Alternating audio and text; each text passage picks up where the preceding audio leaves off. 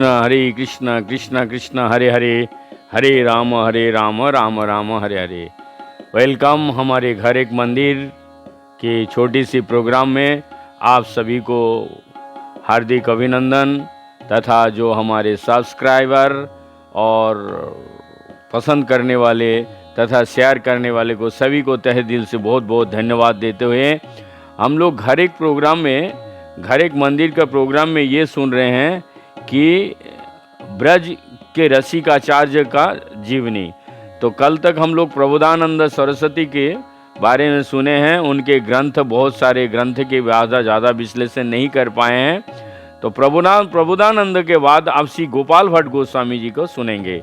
तो सुनने से पहले सभी हमारे परम श्रद्धेय गुरुदेव, परम गुरुदेव तथा गुरुवर्ग एवं चारों संप्रदाय के साधु संत महंत जो जहाँ पे जिस अवस्था में सभी को मेरा कोटि कोटि दंडवत प्रणाम करते हुए आज हम लोग सुन रहे हैं श्री आचार्य गोपाल भट्ट श्री गोस्वामी जी का। छह गोस्वामी अन्यतम ब्रजलीला के अनंग मंजरी का अवतार श्री गोपाल भट्ट गोस्वामी।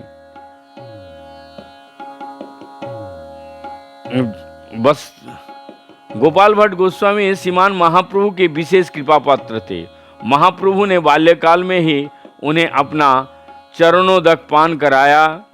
4 मास लगातार उन्हें अपने दिव्य संग और सेवा का अवसर दिया।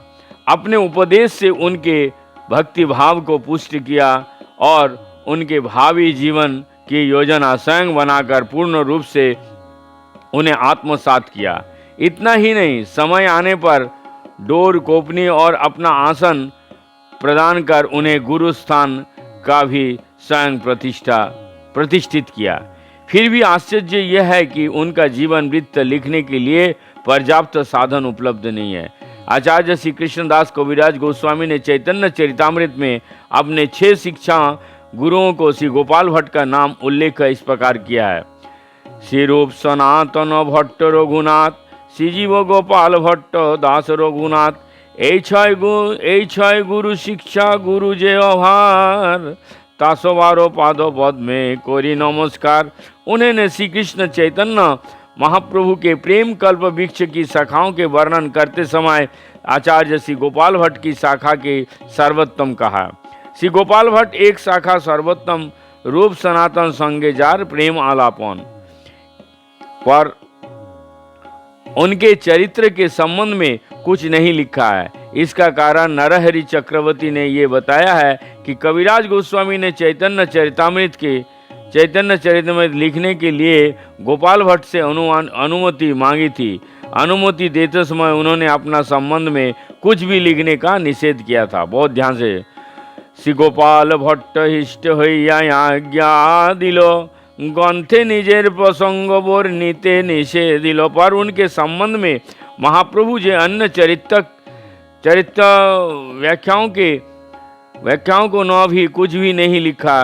वृंदावन दास, लोचन दास और जयानंद इस संबंध में नीरव है। कवि कर्णपुर ने भी श्री चैतन्य चंद्रोदय नाटक में और श्री चैतन्य चरितामृत महाकाव्य में उनका संबंध में कुछ ही नहीं लिखे हैं।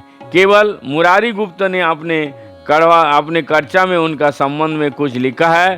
परवर्ती काल में नरहरि चक्रवर्ती ने भक्ति रत्नाकर में मनोहर दास, अनुरागावल्ली में जदुनंदन दास ने कर्णनंद एवं नरोत्तम दास ने प्रेम विलास में उनका कुछ विवरण दिया है। आचार्य श्री गोपाल भट्ट का जन्म महापुण्य कावेरी तीरस्थ श्री रंगम के निकट बेलागुड़ी ग्राम में सन 1500 में माघ कृष्ण तृतीया के रामानुज संप्रदाय के एक दक्षिणात्र द्रविड़ ब्राह्मण परिवार में हुआ। इस परिवार के त्रिमल भट्ट, वेंकट भट्ट और प्रबुद्ध भट्ट दक्षिण देश के सुप्रसिद्ध विद्वान और श्री रंगनाथ के प्रधान आचार्य थे। त्रिवल्ल सबसे बड़े थे, वेंकट उनसे छोटे और प्रबुद्ध सबसे छोटे। वेंकट भट्ट की पत्नी वेंकट भट्ट की पत्नी सदम्बा के गर्भ से श्री गोपाल भट्ट का जन्म हुआ। चंपक पुष्प के सामने शिशु गोपाल के शरीर का कनक कांति पद्म के समान दीर्घ नेत्र, जुगल उन्नत नासिका, अजानुलंबित बाहु विशाल वक्ष, दक्षिण कीटोदेश और सुललित अरुण चरणों का शोभा देखते ही बनती है। बालक ज्यों ज्यों बढ़ता गया उसके अद्भुत तेज और मेधाशक्ति का भी विकास होता गया। वेंकट भट्ट ने उसकी शिक्षा का भार अपने अनुज प्रबुद्ध पर छोड़ दिया। प्रबुद्ध महापंडित थे, देश भर में उनके पांडित्य का ख्याति थी। वे अपने भतीजा गोपाल के प्रति विशेष स्नेह सक्त थे और बड़े मनोजोग से उसे पढ़ाते थे। प्रबुद्ध को देख रेख में गोपाल के विद्या ध्यान सुचारू रूप से चलने लगा। थोड़ी समय में व्याकरण, न्याय, दर्शन, अलंकार आदि से न्यूत उत्पन्नता लाभ कर उसने सबको चमकृत कर दिया। प्रबुद्ध अद्वैतवाद के और प्रबल झुकाव था। वह गोपाल को भी अद्वैतवाद बनाना चाहता था, पर गोपाल का जैसे ही विद्यानुराग था वैसे ही भागवत अनुराग भी। भागवत भक्ति की उनकी नैसर्गिक संपत्ति थी, वो प्रकाश में आती थी। जब बाल्यावस्था में ही अपने गृह देवता श्री लक्ष्मी नारायण के मंदिर में उनके दर्शन करते करते उनके नेत्र छलछला आते थे। 9 वर्ष की अवस्था में उपनयन संस्कार के पश्चात एक बार वे अपने पिता श्री वेंकट भट्ट के साथ जगन्नाथपुरी गए थे। तब तक श्री चैतन्य महाप्रभु के नीलाचल आगमन नहीं हुआ था। उस समय जगन्नाथ जी के श्री विग्रह को दर्शन कर उनकी जैसा भाव विहल अवस्था हो गई थी। उसे देख देख वेंकट भट्ट को उनके भक्ति भाव को परिलुप्त भावी जीवन का पूर्वाभास मिल गया था। महाप्रभु का शुभागमन और गोपाल का उनके द्वारा लालन। गोपाल के भाग्य सूर्य की पूर्णोदय हुआ। 2 वर्ष के बाद 1511 में जब महाप्रभु का उनके घर शुभागमन हुआ, महाप्रभु ने सन 1510 माघ मास में संन्यास ग्रहण कर नीलाचल पदार्पण कर लिया। नीलाचल में सुप्रसिद्ध नैयायिक और वेदांती श्री सर्वोत्तम भट्टाचार्य की तत्व विचार में पराजित कर उनका मत परिवर्तन किया। उसी वर्ष वैशाख मास में उन्होंने दक्षिण की यात्रा प्रारंभ की। आषाढ़ मास में श्री रंगम पहुँचे। श्री रंगम में पवित्र कावेरी नदी के में स्नान कर श्री रंगनाथ के मंदिर में गए। रंगनाथ दर्शन कर भाव विह्वल होकर के उनके सन्मुख नित्य कीर्तन करने लगे। अश्रुकंपादि सात्विक भावों में विभूषित उनकी रूप माधुरी और स्थावरंजंगम को विकंपित करने वाले उनके कीर्तन ध्वनि से आकर्षित हो दर्शक को भीड़ उमड़ने लगी। मंदिर का विशाल प्रांगण जन समूहों से खचाखच भरा हुआ। वेंकट भट्ट भी एक कोने पे खड़े उनके रूप माधुरी और भाव माधुरी के दर्शन कर 100 बार उन पर न्यौछावर हो रहे थे। भाव कुछ प्रशमित होने पर उन्होंने उनसे अपने घर भिक्षा ग्रहण करने की प्रार्थना की। उन्होंने सहर्ष उनकी प्रार्थना स्वीकार कर ली। महाप्रभु को अपने बीच पाकर भट्ट परिवार के आनंद की सीमा ना रही। सबने उनके चरणों में श्रद्धापूर्वक नमन किया। गोपाल भट्ट उस समय बालक ही थे। 11वें वर्ष में उन्होंने प्रवेश किया था। वो भी महाप्रभु दर्शन कर भाव विभोर हो उनके चरणों में लौट गए। महाप्रभु ने अपने चरण कमल उनके सिर पर स्थापित कर उनके ऊपर अपना विशेष कृपा प्रार्थना परिचय दिया। तत्पश्चात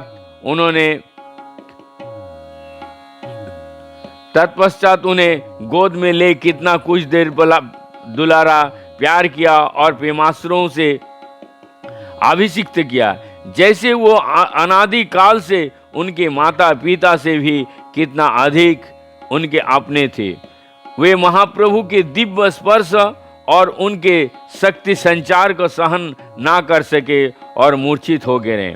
वेंकट भट्ट ने कावेरी के जल से उनका चरण धुलाकर चरणोदक स्वयं पान किया और परिवार के लोगों को पिलाया। चरणोदक पान करके ही गोपाल प्रेमाविष्ट नृत्य करने लगे। अश्रुकंप पुलकादि सात्विक भाव भूषणों से विभूषित हो उनका सुंदर शरीर और भी सुंदर लगने लगा। उस समय उनकी रूप माधुरी देखते ही बनती, जैसे अपने चरणोदक माध्यम से गौरांग सुंदर ने अपने ही रूप माधुरी जन्म उनमें उड़ेल दे दी है। सिपात रामदास बाबा जी महाराज की कीर्तन में इसी भाव की स्फूर्ति हुई है। उन्होंने गोपाल भट्ट के अपने सूचक कीर्तन में कहा है, सौंदर्य सार माधुर्य सार गौरया भार आपन वरण धराल गोपाल होइल अति सुंदर पिए गौर पदोदक गोपाल होइल अति सुंदर। अर्थात सौंदर्य और माधुर्य की सरस्त रूप श्री गौरांग महाप्रभु गौरांग सुंदर का चरणोदक पान कर बालक गोपाल के शरीर और सुंदर वर्ण उनके ही जैसा तप्त स्वर्ण के वर्ण परिवर्तित हो गया और भी सुंदर हो गया। महाप्रभु के चरणोदक पान कर गोपाल बहुत देर तक भाव विविष्ट अवस्था में नृत्य करते रहे। लोगों को बहुत चेष्टा करने पर भी उन्हें संयम करना मुश्किल हो गया, शांत करना मुश्किल हो गया। महाप्रभु ने इस दृश्य को देख मन ही मन प्रसन्न होते रहे और देर बाद वो महाप्रभु के चरणों में लेट गए और अपने प्रेमाश्रुओं से उनके चरणों को अभिषेक करने लगे। महाप्रभु ने उनके सिर पर बार बार हाथ फेरकर उन्हें प्रकृतिस्थ किया। वेंकट भट्ट के घर महाप्रभु का चतुर्मास। महाप्रभु को भोजन करने पश्चात वेंकट भट्ट ने हाथ जोड़कर उनसे निवेदन किया, प्रभु चतुर्मास के समय आ गया है। चतुर्मास में आप इस सेवक के घर ही अवस्थान करें और कृष्ण कथा का सबके उद्धार करने का कृपा करें। महाप्रभु ने सहर्ष वेंकट भट्ट की प्रार्थना स्वीकार कर ली। उनके घर रहकर 4 मास कृष्ण कथा रस का सुख से व्यतीत करें। तार घरे रहिला प्रभु कृष्ण कथा रसे भटे संग गोंडाइला सुख 4 मासे। वे नित्य प्रातः कावेरी में स्नान करते और रंगनाथ का दर्शन कर उनके सामने प्रेम से नित्य कीर्तन करते। दूर दूर से लोग आकर उनके दर्शन करते। दर्शन मात्र से उनमें कृष्ण नाम की स्फूर्ति होते और कृष्ण कीर्तन कर धन्य होते। लक्ष लक्ष लोक आइला नाना देश होइते सबे कृष्ण नाम कहे प्रभु क देखिते। श्रीरंग क्षेत्र में जितना वैष्णव थे सबने एक एक दिन महाप्रभु को निमंत्रण दिया।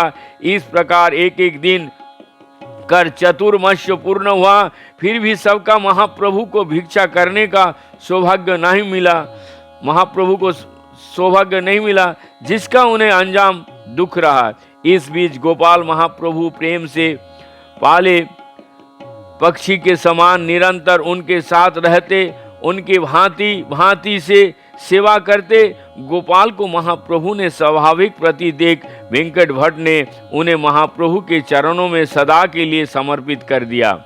पल भर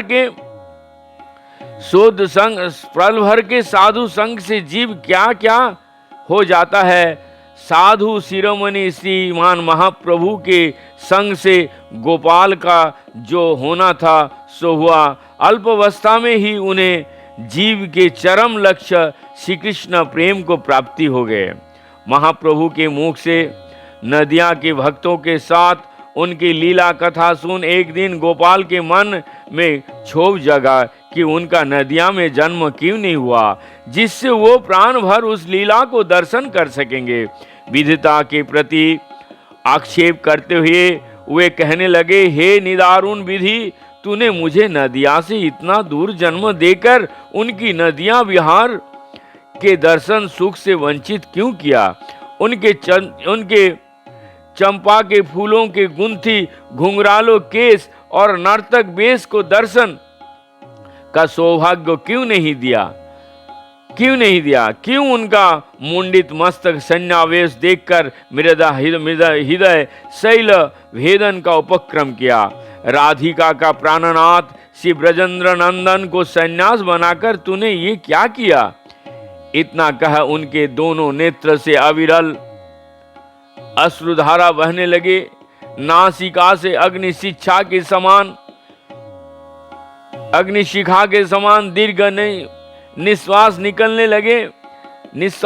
इस अवस्था में दीर्घ काल तक वो निर्जन में बैठे सस्कियां भरते रहे। गोपाल को महाप्रभु के नदिया नगर और कृष्ण रूप का दर्शन। अंतर्जामी महाप्रभु ने उनके अंतर की बातें समझ गए। थोड़ी देर में उन्हें निद्रा आ गई और महाप्रभु ने अपने स्वप्न छल में अपने नदिया लीला के दर्शन दिया। उन्होंने देखा नदिया में श्री गौरांग सुंदर का परिकरों के साथ स्वच्छंद विहार करते और नित्यानंद महाप्रभु अद्वैत प्रभु को उन्हें गोद में लेकर प्यार करते और उनके कान में कुछ कहते। वो जैसे ही कुछ कहने को हुए उनकी निद्रा भंग हो गई और भौचक्के से चारों ओर देखने लगे। गोपालेर अंतर जानिल गौर हरि, आकाश मत गोपालेर निदया करसिल, स्वप्न छले नवद्वीप प्रत्यक्ष होइल, देखिए प्रभुर तथा अद्भुत विहार, प्रभु संगे বিলাসে সুখের নাহি পার, নিত্যানন্দ দ্বৈতে প্রেমা বেশে কোলে কইল, না জানি কি কহিতেই निद्रा भंग होल। अत्यंत व्याकुल हो वे उस समय महाप्रभु के पास गए। वे उन्हें श्यामल सुंदर गोपाल वेश में देखकर चकित रह गए। फिर दूसरे ही क्षण में उन्होंने साक्षात देखा उन्हें उस नदिया विहार शरणगी रूप में, जिसके उन्होंने अभी स्वप्न में दर्शन किए थे। गोपाल आइल जानिया उल्लासे अशेष, प्रभु हईल श्यामल सुंदर गोपवेश, देखिया गोपाल शोभा रहिया निर्जने, सुवर्ण वर्णे अंग हईल सेई क्षणे। नदिया नगर बेस में उनके त्रितक्ष बसन की अनुपम शोभा, उनकी भूषण भूषित अंग भंगी, उनके घुंघराल केस को कटिदेश तक लटकती मनोहर चोटी, उनके मुख के अपूर्व लावण्य, पद्म की पंखड़ियां के समान दीर्घ नेत्रों के मनोहर चितवन, सुंदर भुजगल, उन्नत नासिका, उस पर उज्जवल तिलक, अपूर्व शोभा और सहस्त्र शरत चंद्रमाओं की गर्भ से को चूर्ण करने वाले उनकी मृदुमंद हांसी देख गोपाल का आश्चर्य और आनंद का सीमा ना रहा।